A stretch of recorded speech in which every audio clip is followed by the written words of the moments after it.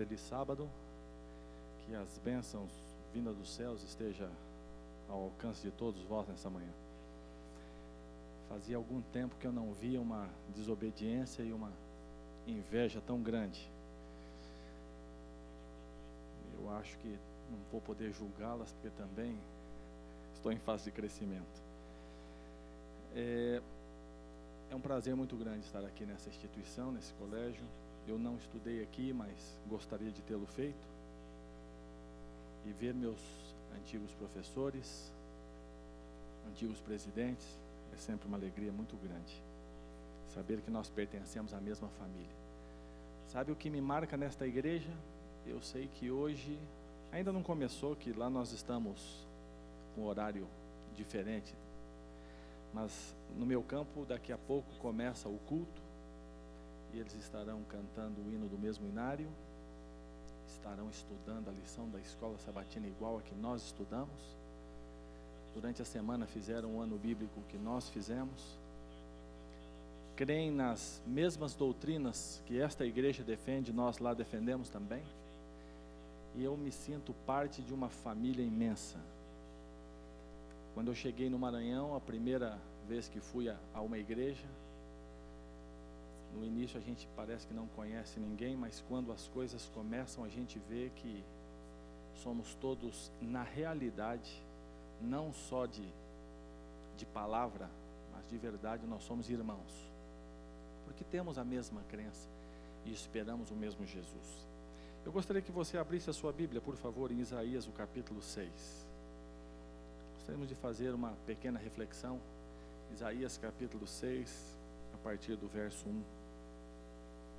Você, por favor, encontre Isaías, capítulo 6, a partir do verso 1.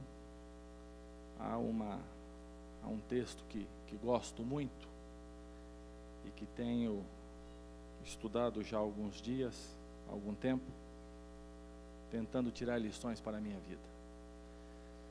Feche os seus olhos assim como você está e vamos pedir que Deus nos ilumine neste momento. Maravilhoso Deus, neste momento em que te adoramos através da tua palavra, imploro em nome de Jesus que o Espírito Santo esteja conosco, que nós possamos sentir o teu poder, possamos ouvir tua voz e aquilo que disseres a nós nessa manhã, nós possamos colocar em prática em nossa vida para a tua honra e para a tua glória. Usa-me conforme a tua vontade e que o teu poder esteja conosco, imploramos por Jesus. Isaías capítulo 6, a partir do verso 1 diz assim: No ano da morte do rei Uzias, eu vi o Senhor assentado sobre um alto e sublime trono, e as abas de suas vestes enchiam o templo. Serafins estavam por cima dele, cada um tinha 6 asas, com 2 cobriu o rosto, com 2 cobriu seus pés, e com 2 voava. E clamavam uns para os outros, dizendo: Santo, Santo, Santo é o Senhor dos exércitos, toda a terra está cheia de sua glória. As bases do limiar se moveram à voz do que clamava, e a casa se encheu de fumaça. Então disse eu: ai de mim, estou perdido. Sou homem de lábios impuros, habito no meio de um povo de impuros lábios, e os meus olhos viram o Rei, o Senhor dos exércitos. Então um dos serafins voou para mim, trazendo na mão uma brasa viva que tirara do altar com uma tenaz. Com a brasa tocou a minha boca e disse: eis que ela tocou os teus lábios, a tua iniquidade foi tirada e perdoado o teu pecado. Depois disto ouvi a voz do Senhor que dizia: quem enviarei, quem há de ir por nós?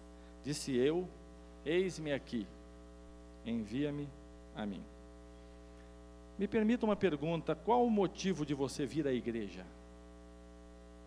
Você já parou para pensar o que te leva, o que te traz à casa de Deus? Mesmo no altar da família, no culto familiar, o que te leva a cantar, a orar, a ler, a se ajoelhar, a pedir, a agradecer? Por que estamos aqui nessa manhã? Eu tenho certeza que teremos, se abríssemos aqui o microfone para opiniões, nós teríamos muitas respostas. Talvez alguns estivessem ou estejam aqui para um encontro com amigos. Eu não creio ser um bom motivo. Outros talvez estejam aqui por hábito, Adquiriu-se um hábito de, aos sábados pela manhã, ir à igreja. É um hábito. Outros, pode ser, estejam aqui por suas funções, seus cargos. Outros, para adorar a Deus. No final dessa nossa reflexão, eu gostaria de fazer uma nova proposta a você. Um outro motivo para você vir à igreja. Diferente de adorar a Deus, se essa foi a sua resposta. Porque se a sua resposta foi outra, diferente de adorar a Deus, me permita dizer algo a você. Você está perdendo o seu tempo. Aqui não é o lugar. Agora, se você veio para adorar, não para cantar, para participar, para ouvir, para assistir, para ver um amigo, um parente, se você veio para adorar, eu quero fazer uma outra proposta a você. No final da reflexão, faço essa proposta então a você nessa manhã. O texto fala de Isaías num momento de grande tristeza, tanto que ele destaca no ano da morte do rei Uzias. Eu gosto de pensar que no momento de tristeza de Isaías, ele foi em busca do Senhor. Ele foi para o templo adorar a Deus. Muitas vezes nos nossos momentos de dificuldades, e todos nós temos momentos de dificuldades, nós corremos para soluções que são humanas, que muitas vezes, ou na maioria das vezes, se não todas, não trazem o alívio que nós precisamos. Agora, no momento de tristeza, e se você já perdeu um ente querido, quando você volta para casa, e você olha o lugar onde ele deveria estar e não está, é um aperto no coração muito grande. Eu vi uma reportagem esses dias, numa revista, não me lembro agora a fonte, falando sobre o momento mais difícil quando se perde alguém. Fizeram uma pesquisa e alguns indicaram o momento de fechar o caixão e colocá-lo na sepultura. Mas a maioria colocou como o momento mais difícil o retorno para casa. Entrar e olhar a cadeira onde a pessoa sentava e ela não está. Olhar para o lugar onde ela costumava ficar e ela não está. Olhar para as roupas que ela usava e ela não está mais ali para usá-las. Este é o momento mais difícil. A maioria, pelo menos, pensava assim naquela pesquisa. Isaías entrou, eu imagino, no palácio, não viu o rei, viu somente o ambiente de luto. Aquilo lhe trouxe uma tristeza muito grande. Ele foi para o templo, e no templo ele tem uma experiência especial.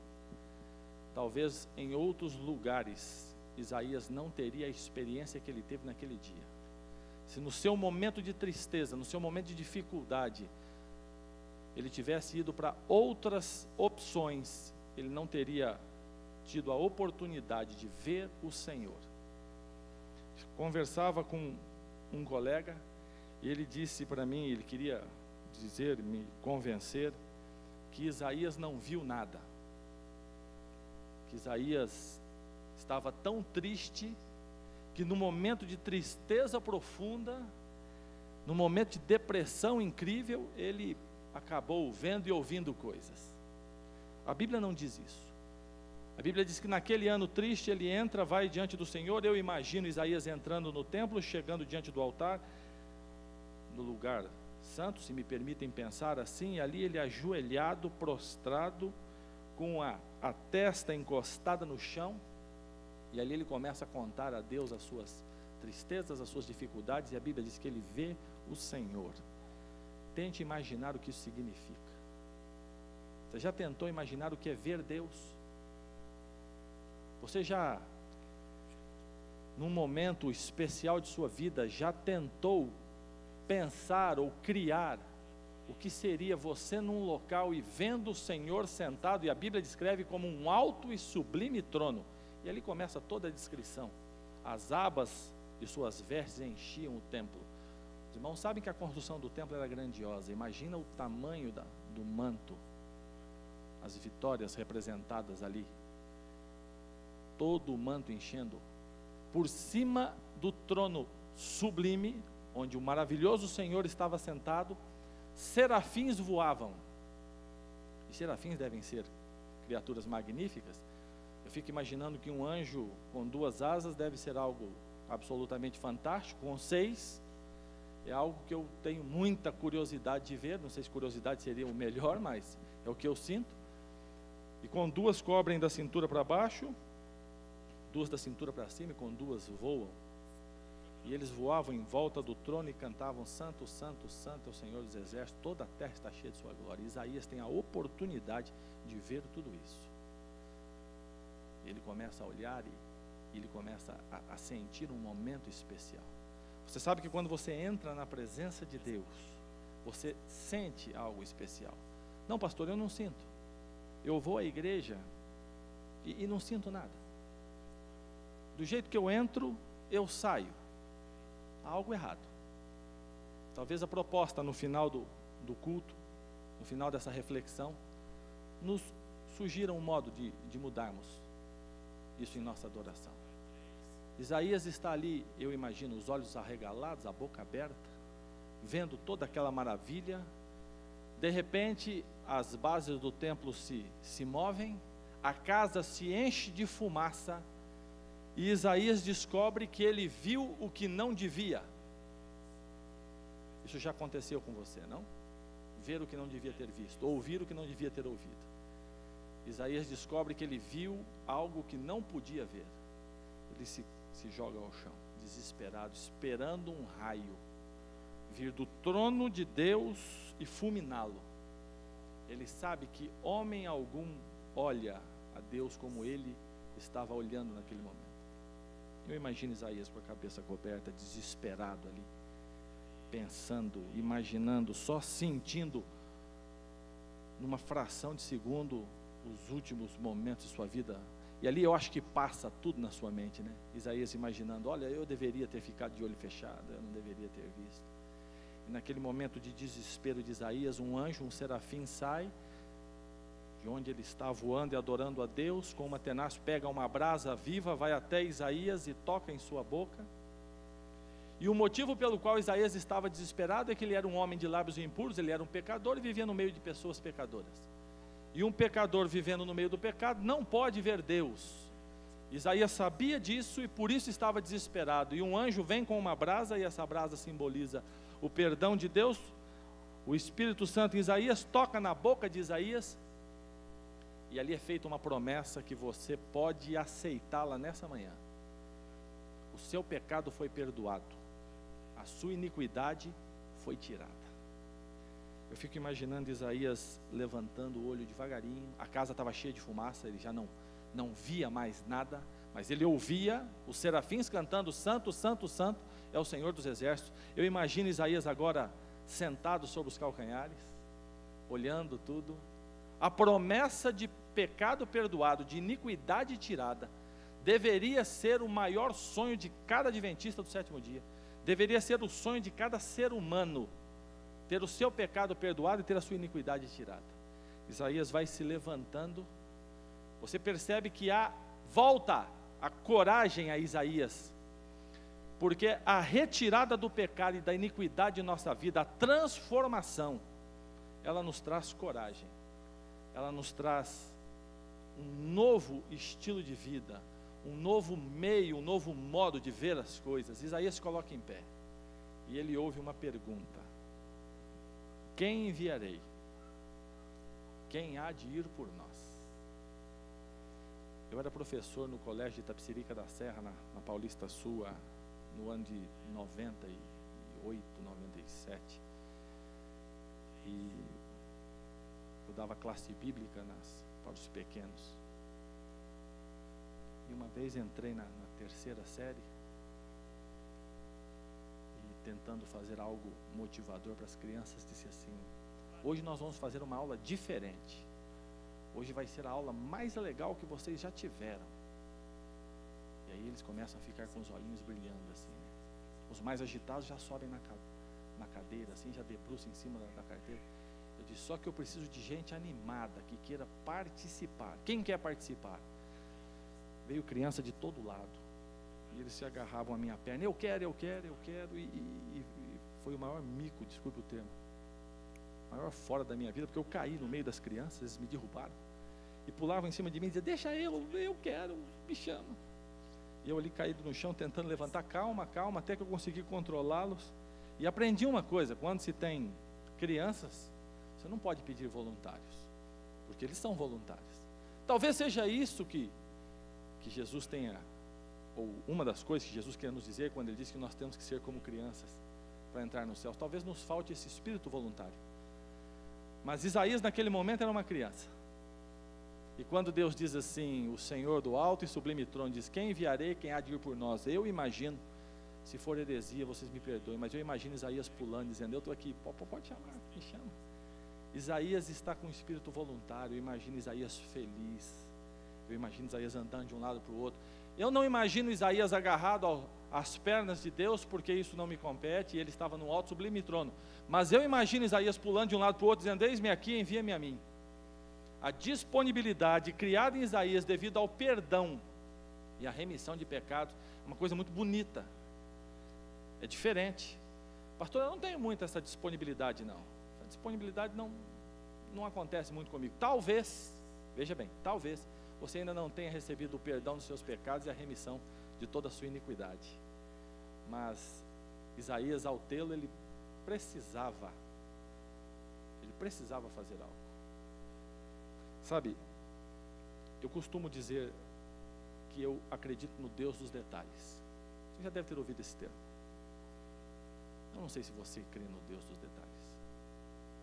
Eu creio no Deus dos pequenos detalhes. Algum tempo atrás, uma jovem chegou para mim e disse assim, pastor, eu briguei bem triste. Pastor, eu briguei com meu namorado, vim aqui falar com o senhor. O que o senhor acha? O que eu faço? Procuro ele? Não procuro? O que eu faço? Eu falei, faz oração. Ela olhou para mim com um olho desse tamanho assim, deu um passo para trás e disse, como é que o senhor está dizendo que faz oração? Na hora eu fiquei me sentindo um ET, sabe? Será que eu falei alguma coisa? Será que eu ofendi a menina? Eu sou um pouco desajeitado. Eu falei, eu acho que eu... A menina assustou de um jeito, falou, oração? Eu falei, é. Mas por que oração? Aí eu falei para ela, você não acredita no Deus dos detalhes? A Bíblia fala de cabelo da cabeça, no meu caso está ficando fácil de contar. Mas cabelo na cabeça contado, enumerado, no original é enumerado, eles têm número, Deus sabe detalhes. Você não acredita no Deus dos detalhes? Acredito. Falei para ela, você não vem com essa conversa que você só acredita em Deus de Bíblia, lição de escola sabatina e nada adventista. Não é esse não, né? Não. Você não acredita em Deus só de sábado de manhã? Não. Então faz oração. Estou pensando. O que eu falo para ele? O que você falou para mim? Fala para ele. Você acredita no Deus dos detalhes? Sim ou não? Detalhes. Pensa para falar, porque você fala assim, depois você não acredita, aí você fica com vergonha. Pensa bem, você acredita no Deus dos detalhes? Deus está interessado na sua unha encravada? Parece engraçado uma pergunta dessa, até é descabida. Mas se Ele é o Deus dos detalhes, são os detalhes de nossa vida que interessam a Ele. Eu creio no Deus dos detalhes, e o Deus que se apresenta aqui em Isaías, capítulo 6, de 1 a 8, é Deus de detalhes. É um Deus interessado demais em relacionamento. Deixe-me dar um exemplo a vocês. Quem aqui já brincou de esconde-esconde? Com criança pequena. Você é adulto e ela pequena. Já brincou? Quando o meu filho, o Tiago agora está da minha altura. Quando ele era pequenino, eu gostava de brincar de esconde-esconde com ele. Brincadeira nossa, vamos brincar? Vamos. Então você conta e eu me escondo. Você entende que alguém do meu tamanho não é muito simples de se esconder. E eu me escondia e ele vinha me procurar. Eu ficava lá atrás da porta só ouvindo o barulhinho da fralda, né? Assim, fuxi. Ele vinha, eu ficava lá quietinho. Lá vem o menino me procurar. E ele ia debaixo da geladeira, atrás do fogão, os lugares absurdos, né? Mas Você já percebe, você já viu? Tem gente procurando Deus em droga, procurando Deus em boate, procurando a Deus na televisão, não tem? É absurdo, eu sei que é. Você sabe que é. Mas nós somos assim. Às vezes procuramos Deus nos lugares mais inusitados, nos lugares mais improváveis. E ele ficava me procurando ali, e eu escondido atrás da porta, e só ouvindo, né? Qual que é o gostoso de brincar de esconder? Qual é o momento da brincadeira? É você subir em cima da laje e ficar lá 3 dias e a criança te procurando. E depois de 3 dias você desce, olha para a criança e diz assim: criança estúpida, você me procurou 3 dias e 3 noites e não encontrou, porque você é uma criança incapaz. É isso? Você acha que essa é a reação que você tem com uma criança? Menino bobo, por que ficou procurando? Era para ter desistido, já era para ter ido fazer outra coisa, não era para... É essa? Não, qual que é o objetivo da brincadeira de esconde-esconde? Achar. Qual é a coisa mais linda quando você brinca com seu filho, seu neto, sobrinho? Quando você brinca com uma criança, qual é a coisa mais linda? É o sorriso. Quando ele olha, quando meu filho olhava para mim e dizia assim: achei. Não era difícil me achar, né? Achei, dizia: ô menino inteligente, coisa linda do pai, vem aqui. Vamos brincar mais nada, agora vamos dar um abraço. Agora eu quero abraço, eu não quero brincar, eu quero abraço. Coisa mais linda é o encontro. É o encontro.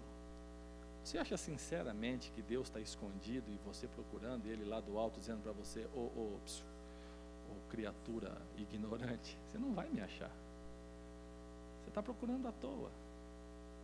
Se você crê no Deus dos detalhes, você crê nisso? Que Deus está escondido e que você tem procurado a Deus há tanto tempo e não o encontra, e Ele olha para você, dá um sorrisinho e diz assim: lógico que não encontra. Você é incapaz, você é fraco, você beira a estupidez, você não vai me achar mesmo. Você acha que é isso? Ou você acha que o que Deus mais quer é um sorriso, é um encontro, é um abraço? Que tipo de relacionamento é o que você acredita? E quando eu estava brincando com meu filho, eu ficava ali escondido e ele passava. E criança tem um detalhe, né? Ele está brincando de esconde, ele quer te encontrar, mas aí passa alguma coisa, algum barulho. Eu vou dizer uma coisa para vocês: até uma formiga que passa do lado tira a atenção. E ele estava me procurando e foi atrás de outra coisa. Eu não desisti da brincadeira. Eu não parava lá e dizia: bom, já que ele desistiu, o azar dele, não vai me encontrar. Ele que se vire para lá. Não, sabe por quê? Porque para mim é muito importante o abraço. Aí eu fazia um barulho, né? Batia na porta, fazia um barulho. Opa! Tem que voltar para a brincadeira. Deus faz a mesma coisa. Você está indo em busca do Senhor. Aí o diabo põe alguma coisa assim para tirar a sua atenção. Já percebeu que você abre a Bíblia, toca o telefone, o vizinho liga? Aqui é mais fácil, aqui no colégio não tem esse problema, eu acredito que não. Mas no Maranhão é assim: você fecha os olhos para orar, alguém escuta forró. Uma tristeza. Eu estava no Pará antes, aí era mais complicado ainda. Você ajoelha para orar e alguém canta: você não vale nada, mas eu gosto de você. Aí acabou, aí a sua oração foi embora. Você já percebeu que todas as vezes que você tenta se relacionar, o diabo cria um artifício para tirar sua atenção? Todas as vezes que ele cria o artifício, Deus faz um barulho. Todas as vezes. É para você não desistir. Ah, que barulho é esse? Esse barulho é uma oração, é um hino, é um sermão, é um apelo, é uma mensagem na Novo Tempo, é um contato, é um sorriso. É Deus usando os diversos meios que Ele pode, para que você não desista dizendo: filho, ó, o objetivo não é esse. O objetivo não é andar atrás desse barulho, não. O objetivo é vir em minha direção. E eu ficava lá, atrás da porta, fazia um barulho e eu via que meu filho estava voltando. Mas muito difícil de encontrar, uma criança muito pequena. Ele vai desanimando e eu não quero que ele desanime. Porque se ele desanimar, não tem um sorriso, não tem um abraço. Eu preciso mantê-lo animado. Aí o que eu fazia?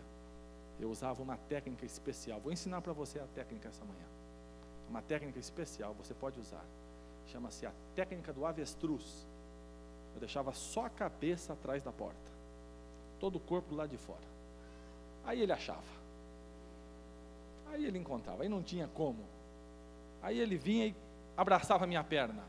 Achei, pronto, consegui meu objetivo. Nos encontramos, estamos abraçados. Se pudesse, congelava um momento, não pode. Aí começa a espernear, porque quer descer do colo. Não, fica mais um pouquinho. Não, vamos brincar mais, vamos brincar de outra coisa. E assim, a vida dele continuava e eu observava. Todas as vezes que Deus faz um barulho e mesmo assim você não consegue encontrá-lo e você está procurando, eu creio, não posso dizer nós cremos, eu posso dizer eu creio, que Deus usa a técnica do avestruz. Eu creio que Ele deixe só a cabeça escondida e o corpo para que você o encontre. E a maior prova de que Deus usou a técnica do avestruz, não é heresia não, foi quando Ele colocou Jesus na cruz do Calvário. Ali é a demonstração que você pode encontrá-lo, você sabe onde, você sabe como. Você só não pode desistir. Você só não pode achar que está longe demais, que está difícil demais, que você não vai fazer. Eu disse que no final dessas considerações eu faria uma proposta a você. A minha proposta é o seguinte: deixe de vir à igreja para adorar. O pastor não está aqui, né? Só está o diretor. Diretor, o senhor me perdoe. Não conta para o pastor Ranieri, não. Deixe de vir à igreja para adorar. Deixe de ir ao seu pequeno grupo para adorar. Não vá mais. Deixe de fazer o culto familiar para adorar. Minha proposta para você essa manhã é o seguinte: venha à igreja para ver Deus. Vá ao seu pequeno grupo para ver Deus. Reúna-se no culto com a sua família para ver Deus. Não aceite outro motivo. Não venha por cargo, não venha por participação, não venha para cantar, não venha para pregar, não venha para ouvir, venha para ver. Para ter uma experiência real. Cada dia, cada momento. Quero contar para você a história da Maria. Maria, uma jovem no Paraná, eu era pastor na cidade de Guarapuava,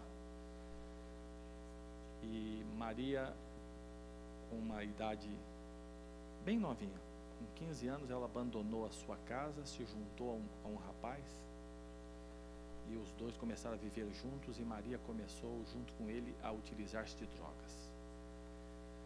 Começou com bebida e cigarro, passou para maconha, passou para cocaína, e ali a coisa...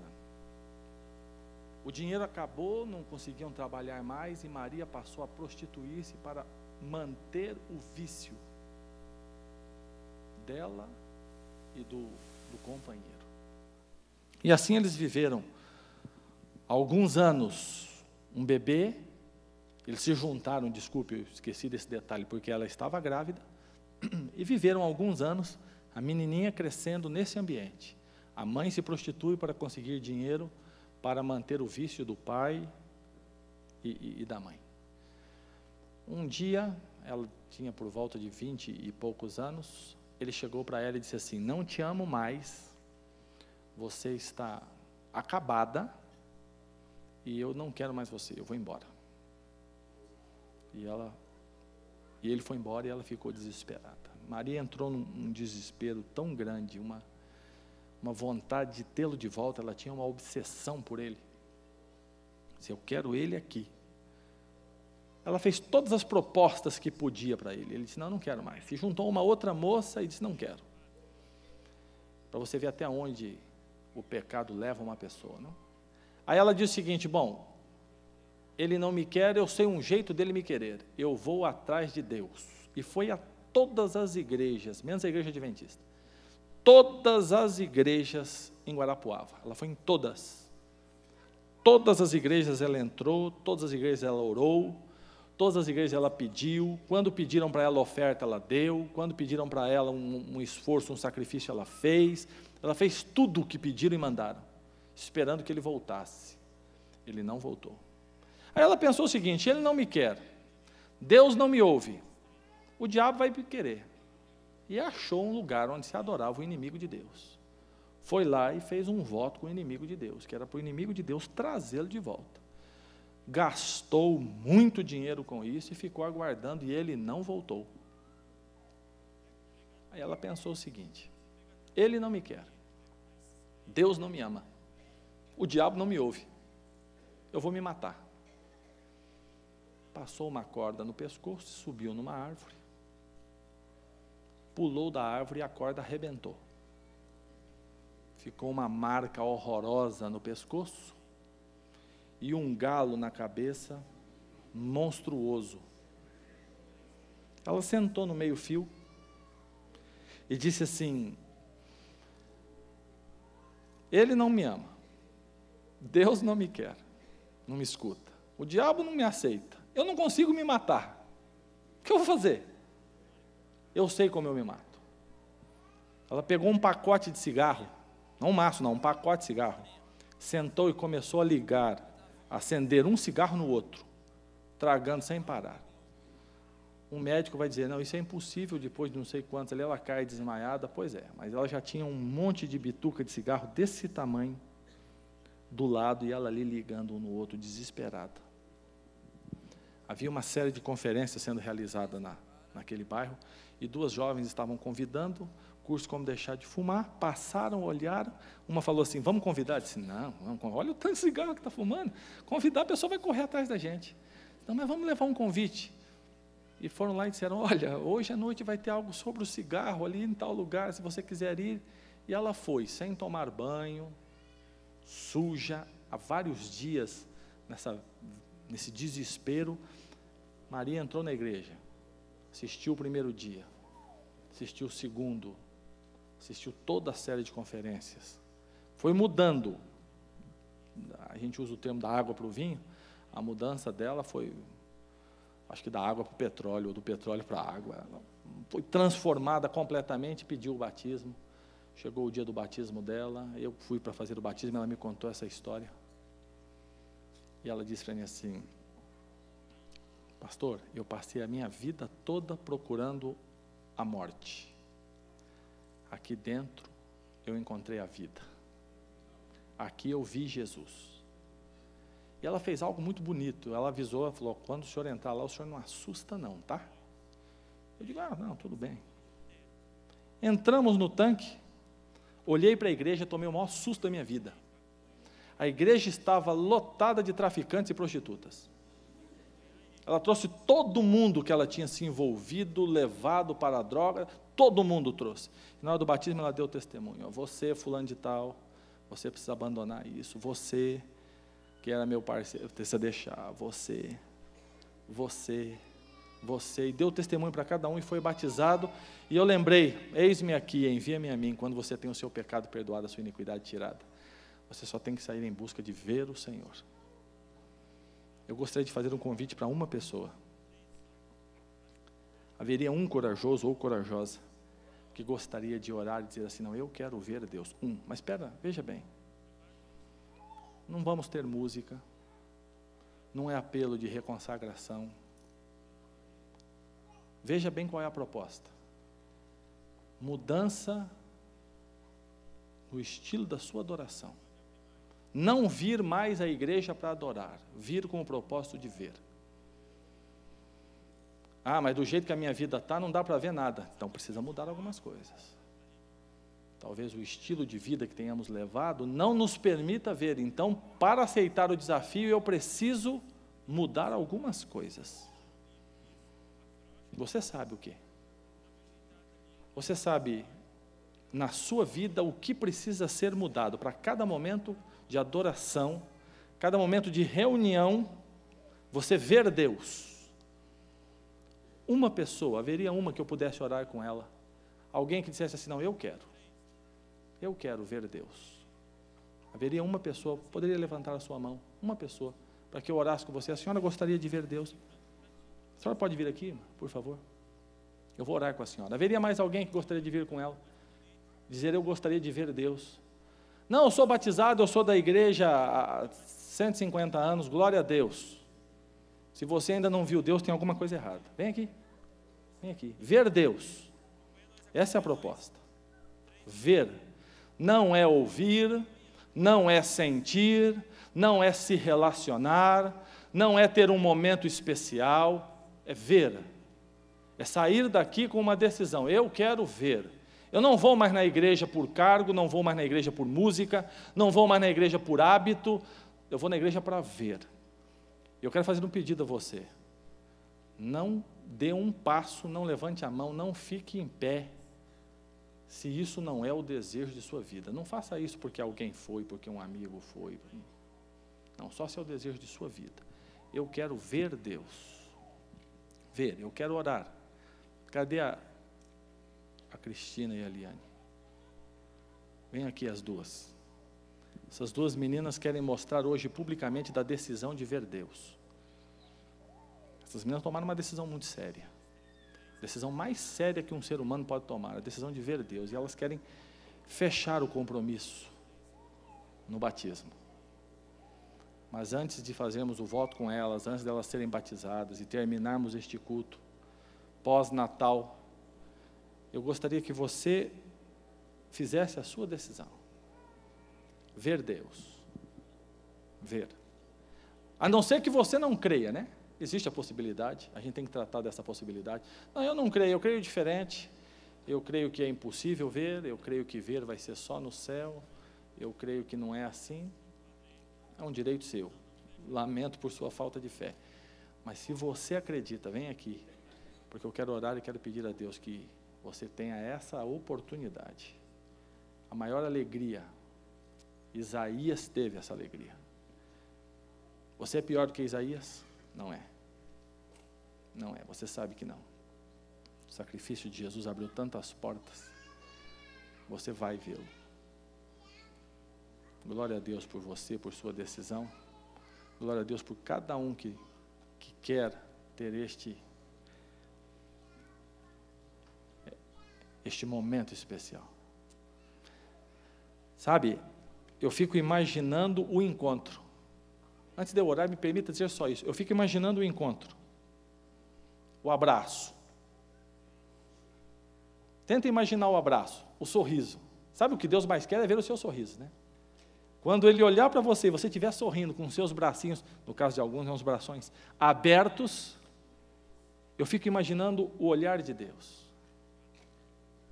Abraçando, dizendo, você me encontrou, né? Você procurou, foi atrás, correu e achou. Vem aqui. Isso vai acontecer com você, meu irmão, creia nisso. Viva por isso. Permita que esse seja o seu estilo de vida. Vamos orar. Maravilhoso Deus. Entre teu povo, um grande número de pessoas neste momento tomaram uma decisão corajosa. A decisão de ver Deus. Não é uma decisão simples para nós, Senhor. Tu sabes. Nós temos nossos costumes, nossos hábitos, nossas crenças, nossos pecados, que muitas vezes nos impede de vermos a Ti. Mas em nome de Jesus, eu imploro que o Espírito Santo haja em nosso coração, em nossa mente, em nossa vida, e que nós tenhamos a partir de agora esta experiência fantástica que Isaías teve, de ver o Senhor sentado num alto e sublime trono. Senhor, transforma a nossa adoração, transforma nossos motivos, que não venhamos a esta casa, a este local sagrado, às reuniões de pequenos grupos, no culto familiar, por hábito, por força do momento, por ordem, por imitação, mas que o façamos com um único objetivo em nossa vida, o objetivo de encontrá-lo. Senhor, este momento, este abraço que nós sentimos agora pela fé, nós queremos senti-lo realmente, e por isso imploramos que Jesus venha nos buscar o mais breve possível. Que este seja um dos últimos natais e um dos últimos passagem de ano que teremos aqui nessa terra, mas que possamos viver contigo toda a eternidade. Abençoe esta igreja, esta congregação, cada família aqui representada. Abençoe o pastor desta igreja, este colégio, a administração do mesmo, cada professor, cada funcionário, que aqui, neste local, Deus seja visto, seja encontrado, e que daqui possamos partir todos para as mansões celestiais. Em nome de Jesus nós pedimos e agradecemos. Amém. Diga para quem está ao seu lado: eu quero ver Deus. Diga: eu quero ver Deus. Não vá embora, porque você vai ver agora o testemunho de duas meninas, tá? Volte para o seu lugar para você ver o testemunho bonito que essas duas meninas darão agora. Esse microfone Você pode responder, tá bom?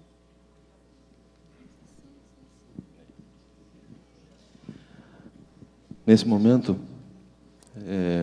cumprindo o voto de profissão de fé, vou entrevistar a Liane e a Cristina.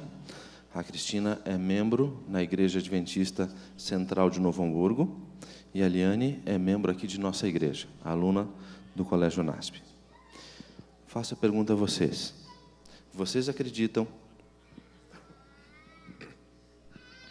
que existe apenas um único Deus, Deus Pai, Filho e Espírito Santo? Sim. Sim. Aceitam a morte de Jesus como seu salvador pessoal para perdoar seus pecados e lhe dar uma nova oportunidade de vida? Sim. Sim. Creem que a Bíblia é a palavra inspirada de Deus, que revela a sua vontade para a nossa vida, e querem viver a sua vida de acordo com as instruções deixadas na Bíblia, deixadas nela? Sim. Sim. Vocês aguardam e acreditam na breve volta de Jesus como nosso Salvador, onde teremos um corpo transformado e teremos a oportunidade de viver para sempre com o nosso Deus lá no céu? Sim. Sim. Aceitam o ensino bíblico e conhecem o ensino bíblico sobre os dons espirituais, inclusive o dom de profecia, e que este é também um sinal da igreja verdadeira? Sim. Sim. Conhecem e acreditam que existe um plano de Deus para a manutenção da sua igreja e se comprometem a fazer parte deste plano? Sim. Sim. Acreditam que o seu corpo é o templo do Espírito Santo e que Deus se preocupa com sua saúde, com o seu corpo, para viverem uma vida melhor aqui na terra e estarem prontas para se encontrarem com Deus? Sim. Sim. Acreditam que a Igreja Adventista do Sétimo Dia é a igreja que cumpre o papel da igreja remanescente em nossos dias e querem, através do batismo por imersão, fazer parte desta igreja? Sim. Sim. Uma vez que o nome da Liane já foi analisado em comissão da igreja, por ocasião do batismo da primavera de nossa igreja, e o nome da Cristina também foi proposto por sua igreja em Novo Hamburgo, e a cerimônia para ser realizada nesse dia, eu agora proponho à igreja que elas sejam aceitas, respectivamente, como membro da igreja de Novo Hamburgo e membro da igreja do NASP. Todos aqueles que estão de acordo com essa proposta, por favor, manifestem levantando a sua mão direita. Muito obrigado. Está aí o grande grupo de pessoas que confiam na decisão de vocês. Que Deus os abençoe. Vocês podem sair e ir até o tanque.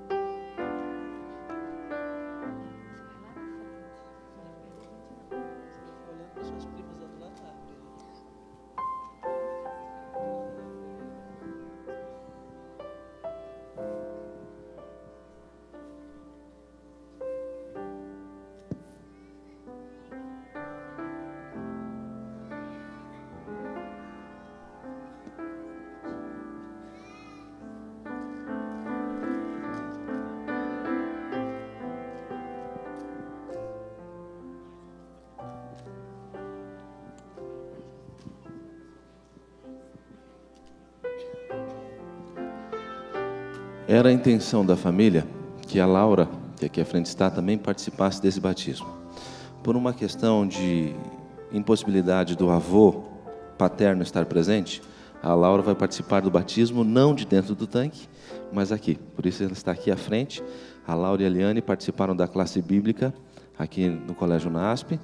A Laura também está preparada para o batismo, mas numa outra ocasião, com mais alguns membros de sua família, estará participando também.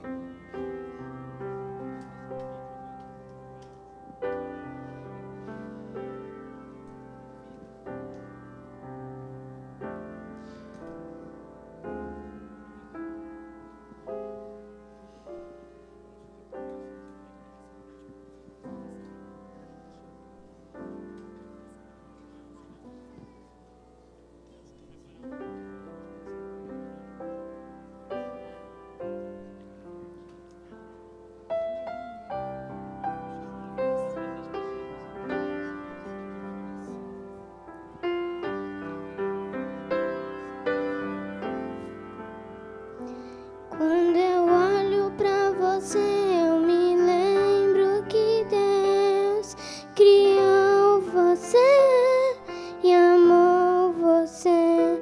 É por isso que você se parece com Deus, por dentro e por fora, a toda hora. Quando eu olho pra você, eu me lembro que Deus é o Pai do céu que nos criou. É por isso que você se parece comigo. É meu irmão, é meu irmão. Você vale o sangue de Cristo. Você é a glória de Deus. Você é a grande esperança de mostrar pro universo que o amor de Jesus valeu. Quando eu olho pra você, eu me lembro que Deus criou você e amou você.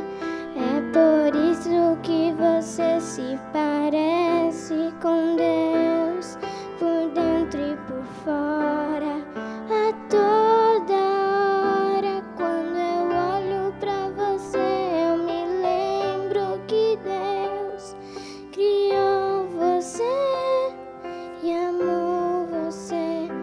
É por isso que você se parece com Deus, por dentro e por fora. É por isso que você se parece comigo. É meu irmão, é meu irmão.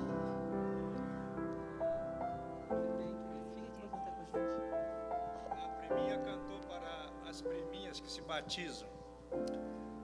Seria muito próprio que Glorinha, Marcel, os avós, o Antônio Lima, Arlen, os avós, se aproximassem aqui, viessem um pouquinho mais perto. Eles estão com os olhos cheios de lágrimas. Graças a Deus.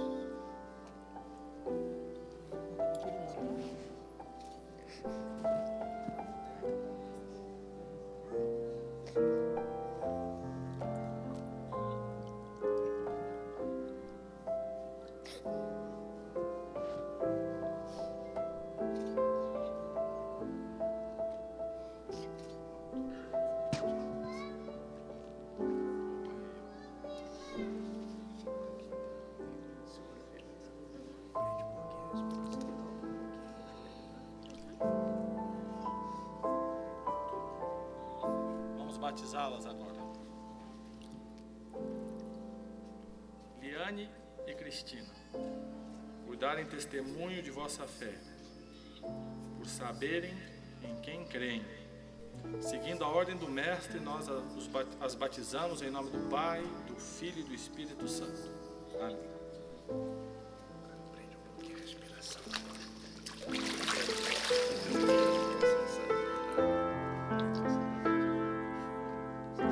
Todos nós agora podemos cantar juntos, Quando Eu Olho para Você. Vou pedir para o pessoal do audiovisual projetar a letra. Quando eu olho para você, eu me lembro que Deus criou você e amou você. É por isso que você se parece com Deus, por dentro e por fora, a toda hora. Vamos cantar juntos? Quando eu olho para você, eu me lembro que Deus criou você e amou você. É por isso que você se parece com Deus, por dentro e por fora, a toda hora. Quando eu olho para você, eu me lembro que Deus é o Pai do céu que nos criou. É por isso que você se parece comigo. É meu irmão, é meu irmão. Você vale o sangue de Cristo.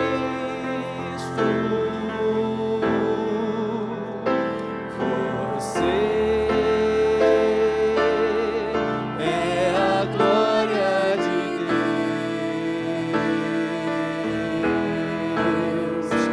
Você é a grande esperança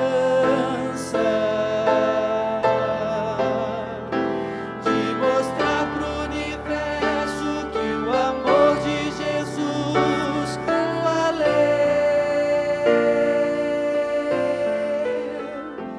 Quando eu olho pra você, eu me lembro que Deus criou você e amou você.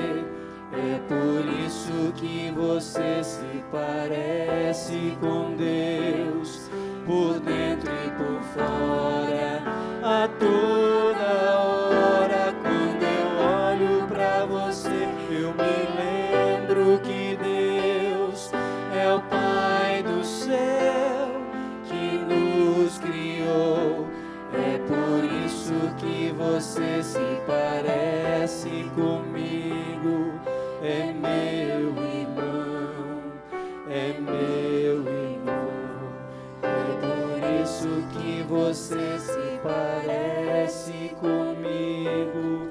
É meu irmão, é meu irmão. Vamos ficar de pé para a oração final. E neste momento em que a Cristine e a Liane passam a pertencer à Igreja de Deus, se você que já é batizado há mais tempo quiser se reconsagrar ao Senhor, e se há alguém aqui que ainda não é batizado e deseja pertencer à Igreja de Cristo, procure depois um dos líderes da igreja. Oremos. Pai bendito que está no céu, nós te agradecemos porque foi possível hoje cultuarmos o teu nome. Que possamos ter saído daqui deste instante com uma nova visão do teu grande amor e do teu grande plano para conosco. E que por esta visão vivamos vidas retas.